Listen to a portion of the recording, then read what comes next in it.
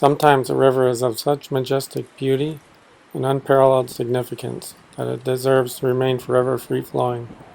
One such river is Rio Maran in Peru, which as the principal source of the Amazon has carved a bona fide Grand Canyon of South America. The Amazon River, like all rivers in the world, has numerous tributaries, but the main stem or principal river that assumes the same name upstream is generally the branch with the highest average flow, which for the uppermost Amazon happens to be a river called Rio Maran. The farthest point arrived at with such highest average flow criteria is best termed the main stem or principal source of the river. A 2012 Sierra Rios raft support expedition down Rio Maran began at Puente Copuma, where the river appeared both large enough and mellow enough for rafting. The journey was prompted by a desire to both descend the entire Amazon River from source to sea, and also to document what appeared to be a Grand Canyon equivalent in South America. Our group of 4 prepared a cataract and several kayaks for a 4-week, 412-mile journey. Although it was the middle of the dry season and the river was low, there was still plenty of water for rafting. We were all taken aback by the stunning scenery, with various rock types exposed through erosion over millions of years. High walls in the canyon towered over 10,000 feet above the river on both sides at times, making this Grand Canyon of the Amazon one of the deepest in the world. Although various gorges were quite narrow and some had challenging rapids, they were all passable by rafts. We frolicked in tributaries entering the Marañón with warm turquoise-colored water. We enjoyed interesting flora such as purple-flowered jacaranda and cacti. We stopped to hike into various side canyons, some with amazing narrows and secluded grottos. We enjoyed soaking in hot springs about a week into the trip. 95 Fahrenheit? We camped on expansive beaches most nights with room for groups of 20 or more and plenty of privacy. And we cooked over fires every night with abundant firewood present everywhere. We stopped at various villages and access points to resupply food, such as at Balsas, where we got a ride up to the town of Selendín. Various miners were trying to find their fortunes from this river known as La Serpiente de Oro. We also found interesting wildlife along the river, such as giant centipedes, ferrets, and down lower in the jungle, sloths, and in the water, piranha.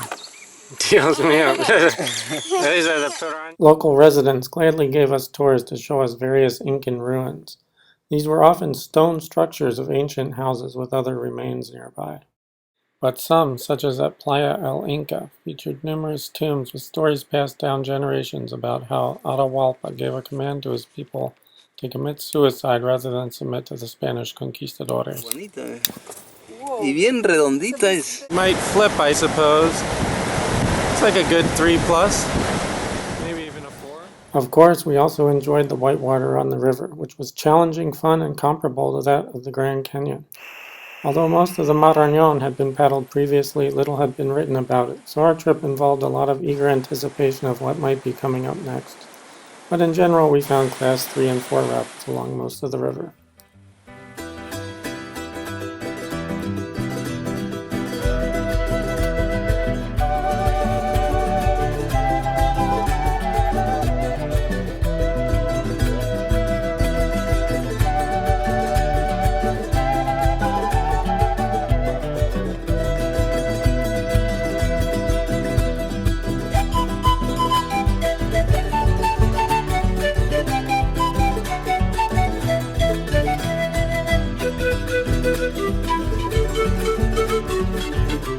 Although the big rapids provided plenty of excitement from time to time on the trip, most of the journey was on a mellow Class 2 river. One long Class 2 section located downstream of Chirgual featured majestic canyon scenery reminiscent of the southwestern U.S.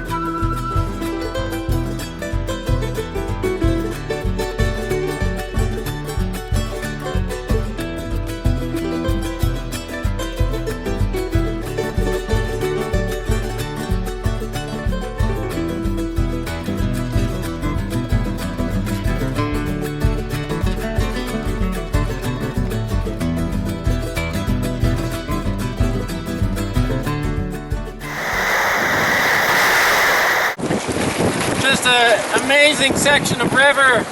Beautiful, all runnable, big wide open rapids, big waves. People we met living along the river were generally friendly to us, especially after they learned we were not dam survey crews. We had fun with the kids in various places, such as here at Balsas. ¿Cómo les fue? But we were all disheartened and alarmed to learn of plans to dam the river in several places, such as near Quiches. Coreana. Una empresa coreana, así como se llama, y van a represar el Marañón para poder hacer una hidroeléctrica y regresar el agua, como se llama, a la costa. ¿Y dónde van a construir la presa? En esa parte acá, en esa parte ahí, del puente en esa parte, para que regresen ¿Qué piensan ustedes de la presa? ¿Ustedes están en opuesto de construirla? Yo personalmente considero de que esto es improcedente porque dañaría tremendamente lo que es el medio ambiente, la ecología, la diversidad, porque estas aguas llegan hacia la Amazonía y son los que alimentan todo el pulmón del bosque. Todo lo que es recurso en el suelo y subsuelo pertenece al Estado frente a ello. La ganancia no se queda en este país, se va a ir hasta la... Es un canon. The Korean finance dam the Quiches professor spoke of was to be located 85 kilometers upstream of Chigual, with construction to begin in 2013 or 2014. They had come down to document some of the historic and natural sites that were to be drowned. But that wasn't the only planned dam we learned of. Hay planes de tapar el río. Sí, Chadín 2. Chadín 1 y Chadín 2. ¿Y dónde quieren poner? En el sitio del campo. ¿Está abajo? Sí, bien adentro, a 100 kilómetros adentro. 100 kilómetros. ¿Y va a ser muy grande o qué? Sí, bien grande. A little past Balsas, on day 18 of our trip, we stopped to explore a place rumored to have Incan ruins. We met the owner of the ranch area, Wilson, and his brother, who graciously showed us around the dozens of Incan stone structures with pottery shards scattered near them. They then led us up a hill to a small cave area where one of Wilson's sons had found an entire human skeleton only a year before. After our tour of the area, Wilson gave us a few papayas and showed us the recently completed environmental impact statement of the planned 175-meter-high Chadín Dos Dam, with consequent reservoir that would drown Wilson's property. If this plan goes through, Wilson and his family will be forced to relocate, and most of the nearby Incan ruins, which have never been excavated or studied by archaeologists, will be flooded and lost. Although Wilson and his family are opposed to the dam, they don't know how to stop it. Near the village of Mendan on day 20 of our trip, we met others despondent at the plans of the Chadín Dos Dam, which will flood their village and force them to relocate. Están trabajando solamente a analizar el terreno, por si subíamos por los cerros, venían mujeres, hombres, ¿no? Entonces, ¿cómo no entraron para acá Mendan? Dice, solamente para que analicen qué animales hay, no entraron, dijeron, por el abonamiento, ¿no? ¿Y cuándo fue eso? Eso hace a partir de más o menos un año atrás, ya hace tiempo que van, entonces, ¿cuánto pagaban? 25 soles, 30 soles por mediodía, un día, para que se vayan a los cerros, acompañarlo. Ellos estaban levantando el plano ya del Marañón para que hagan el enjuzamiento, no era que vengan a analizar esas cosas. Ah, estaban engañando. Bastante engañando. Últimamente dijeron que quieren elaborar acá. Primero dijeron que quieren comprar para que hagan una fortaleza. Y la gente dijeron que es una empresa Chadín 2 para la luz. Pero recién que esa luz no es para el Perú, que es para otra nación. Y venían del terreno, como le vuelvo a decir, pagando muy poquito. And we met a lot of other people along the river in the planned Chadín Dos Dam site.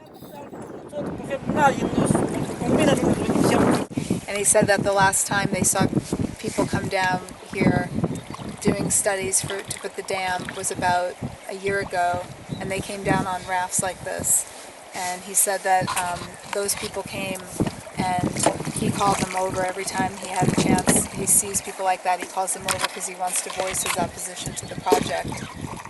We learned that folks along the river opposed to the dams were teaming up with folks up in Celandine opposed to the Conga gold mining project that threatened to contaminate the water supply of the city.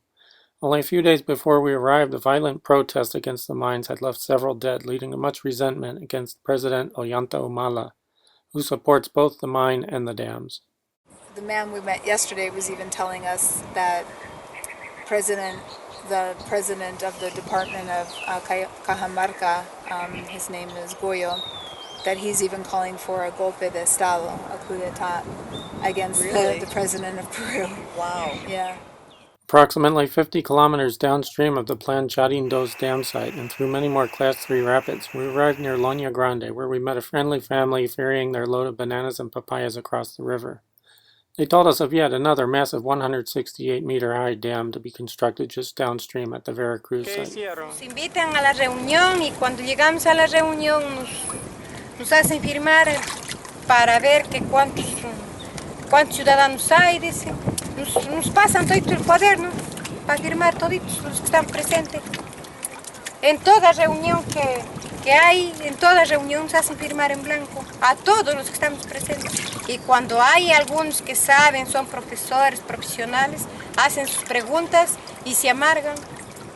Ahí se amargan, dicen que esas preguntas no, que total no dan a declarar cómo es.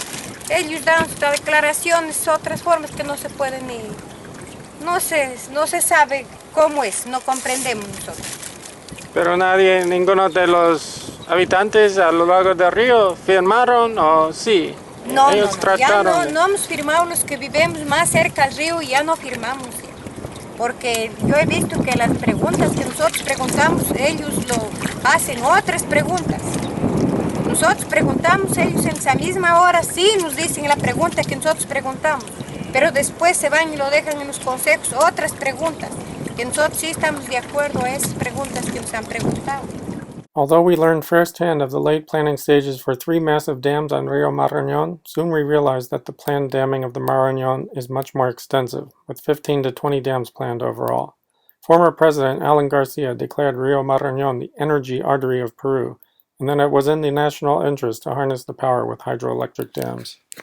3 mega dam projects are planned for the Jungle Marañón, bringing the total projected power generation to 12,000 megawatts, the equivalent of 3 Gorges Dam. When we spoke to members of the Aguaruna tribe and others living along the jungle areas of the Marañón, they didn't seem to be aware of the plans to build the mega dams that will have devastating effects on the environment and force their people living along the river to relocate. Are no rivers considered sacred anymore? How is it that the upper Amazon River, which passes through a canyon as majestic as the Grand Canyon of the United States, is viewed by the likes of former President Garcia as simply an energy artery to be dammed and destroyed? Does anybody realize how special and unique Rio Marañón is? With the most distant source stream of the Amazon already lost to dams and pollution, why can't those in power recognize the monumental status of Rio Marañón as the upper Amazon? Designate its beautiful, clean Grand Canyon as a national park similar to its North American brother.